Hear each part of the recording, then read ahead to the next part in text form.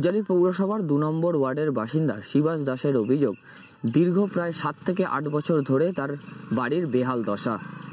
এই বিষয়ে স্থানীয় কাউন্সিলর, পূজালী পৌরসভার ২ নম্বর ওয়ার্ডের কাউন্সিলর এবং পৌরসভাতে জানিয়েও তিনি কোনো সুরাহা পাননি, এমনই অভিযোগ তার। তিনি কাউন্সিলরকে একাধিকবার জানিয়েছেন, কিন্তু তাও তিনি সরকারি ঘর পাননি।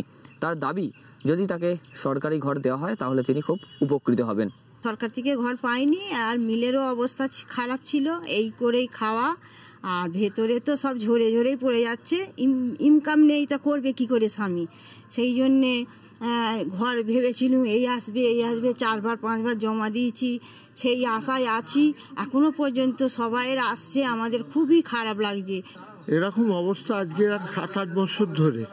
আমরা দরখাস্ত দিয়েছি ৫-৬বার, তাতে করে কোনো আমাদের হয়নি।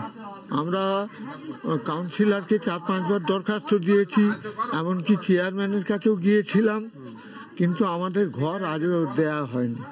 কি কারণ কিছু বলা যাবে না। এবারে ধরুন, ওনার যে অ্যাসিস্ট্যান্ট আছে তিনি ঘর নিয়ে ভাড়া খাটাচ্ছেন, আবার নতুন করে ঘর এসছে, মানে সরকারি ঘর। এই বিষয়ে পূজালী পৌরসভার পৌরপ্রধানের সাথে যোগাযোগ করা হলে তিনি জানান, যখন ঘর পাস হয় তখন বোর্ড মিটিংয়ের মাধ্যমে ঘর পাস হয় এবং কাউন্সিলররা যে তালিকা দেন সেই তালিকা অনুযায়ী ঘর দেওয়া হয়।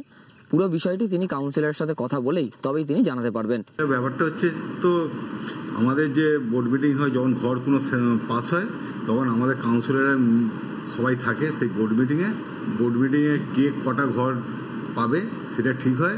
কাউন্সিলরদের ঘর দেওয়া হয়, কাউন্সিলর এবার যে নামটা ঠিক করে দেয় সেটাই স্যাংশন হয়। এবার সেটা জানতে গেলে আমার কাউন্সিলরের সাথে কথা বলতে হবে এবং আমার ডিপার্টমেন্টে জানতে হবে ঘর কেন পাইনি। আমার শহর বজবজ থেকে সুব্রজিৎ চক্রবর্তী, কলকাতা টিভি।